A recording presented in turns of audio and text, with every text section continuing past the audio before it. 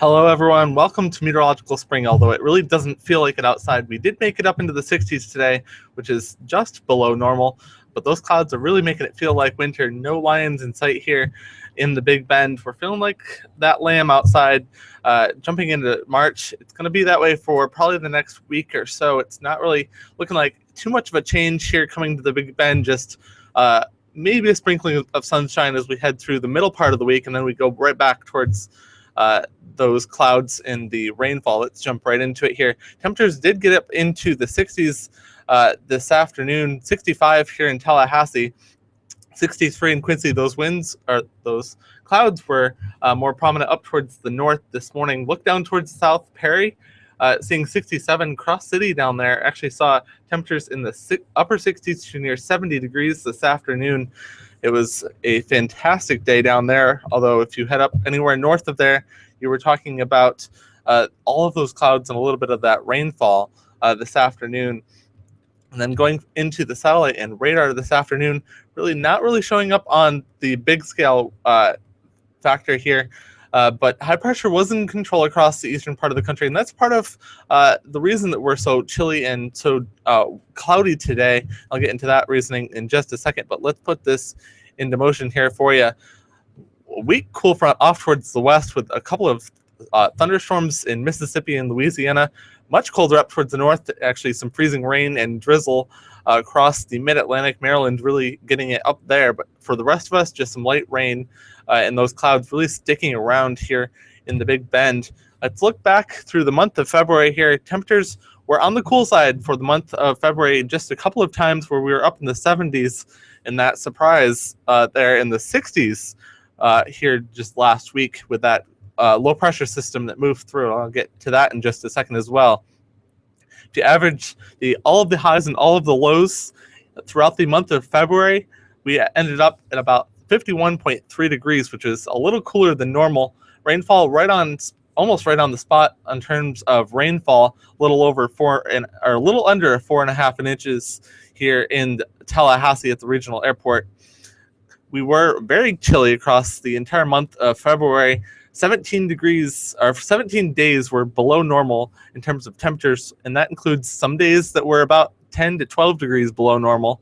The lowest of those temperatures, we dropped to 22 degrees on February 20th. You all remember that day. The day before, we were talking about temperatures in the 40s. We only climbed to about 50 degrees on the 20th. A very chilly day here across the Big Bend region with some winds there topping out around 20 miles per hour. We only had 8 days of measurable rainfall, but we did have a couple of days where those totaled over 1 inch of rainfall. We had almost 2 inches of rainfall here with that severe weather event about a couple of days ago now. I always forget there's only 28 days in February, so I'm thinking a week ago now. But we had that severe weather event brought about 2 inches of rainfall for us here in Tallahassee. That was a big event for the month of February, and I wanted to take a look back at that as well. We had severe thunderstorm warnings or a tornado warning in all of our Bay Area or Big Bend area counties. Most of those were east of Tallahassee. We did have that tornado warning west of here for the Apalachicola National Forest. So far, that has not verified. We'll have to check in with the National Weather Service every once in a while to see if they have caught any verification there. But off towards the east, winds upwards of 80 miles an hour reaching the coast just north of Perry as well, and also including the area around Madison and Lee. They had winds over 70 miles per hour during this event as the squall line pushed from west to east on the evening of the 25th. And that pushed down towards the south, and that same cool front actually brought some flooding rains down towards South Florida, Miami Beach, picking up nearly 8 inches of rainfall in that area all the way up to the Stewart region before it finally started to piddle out. But it'll be back. This front is coming back towards the north here in the next couple of days. Here's what it looked like on satellite today. If you stepped outside today, you would know that it was cloudy outside. Those clouds broke a little bit down towards the south for Taylor and Madison County, but really didn't make a huge difference down towards the south. Everywhere else you saw clouds today, and that's about all you saw today. A couple of sprinkles moved through from south to north. Nothing really adding up, maybe 1/100th of an inch or two. The FSU Other Stem picked up about 2/100th of an inch here at the FSU campus. But really the big story was that cloud cover that really kept those temperatures down. Why was that happening? Well, we had a high pressure system ridged over towards the north of us, and that brought in a lot of cold air down towards the surface in the lowest couple hundreds of feet over Georgia and northern parts of Florida. And that allows that warm air that's coming in out of the south to what we call overrun, that Arctic wedge that really brought temperatures down in North Carolina and Georgia. And here's what it looks like from a different perspective. Those winds coming in out of the south have to go somewhere. They go up and over. That's where we get the term overrunning. That warm air goes up and over that dome of high pressure, and that creates just enough lift for a couple of showers to pass through the area from south to north. Not a huge story, again, just creating a lot of clouds for us here in the Big Bend region.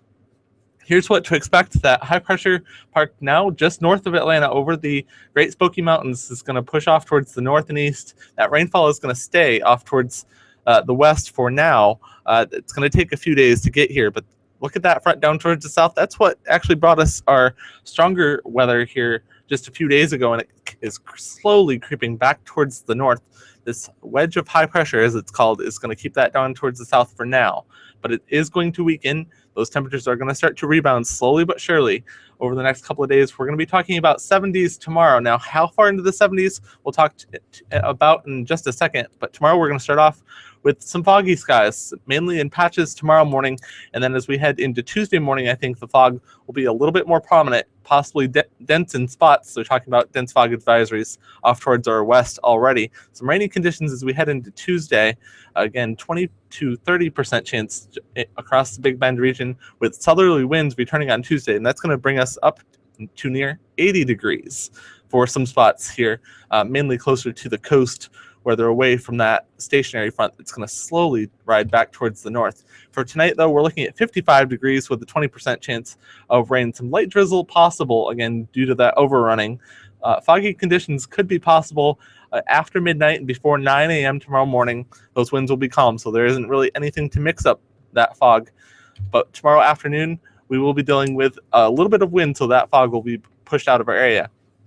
I wanted to mention that although no dense fog advisories have been put into advisory mode here in the Big Bend region, they are in effect out west from Lake Charles or well east of Lake Charles, including the New Orleans area over towards Mobile and Pensacola.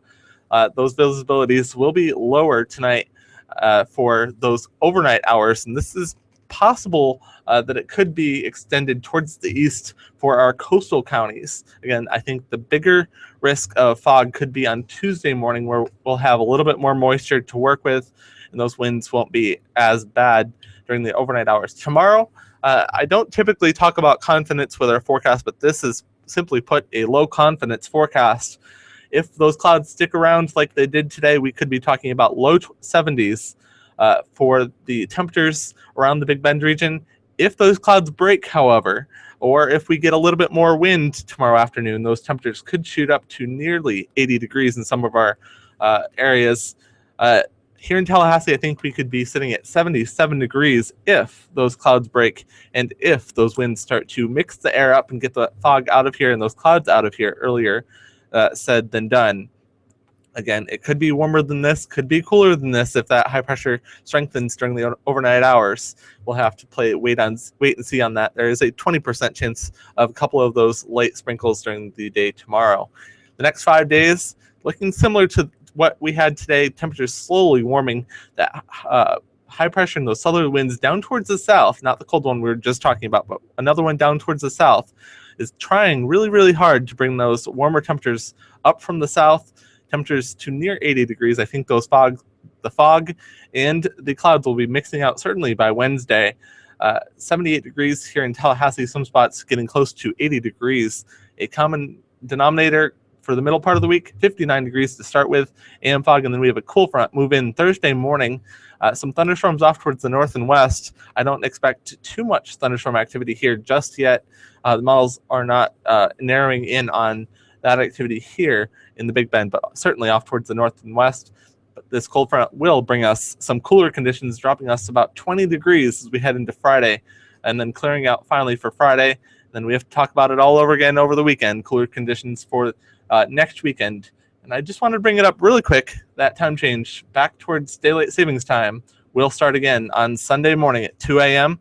One other thing I wanted to mention, we have a bunch of new photos posted on our Facebook page, facebook.com/FSU Weather, of some of our newest casts and training over the last week or so. Lots of changes here at FSU Weather. We'll be talking about more changes in the weather over the next week or so. Temperatures possibly up towards near 80 degrees by the middle part of this week. Those clouds are going to be sticking around for Monday and Tuesday. Again, near 80 degrees possibly, and I stress the word possibly, by Wednesday afternoon before that next cold front marches right back in for the early parts of March. Have a great day and have a great spring. We've got, what is it now, 89 days more of spring coming up for you. Hopefully it'll warm up for all of us. Have a great night.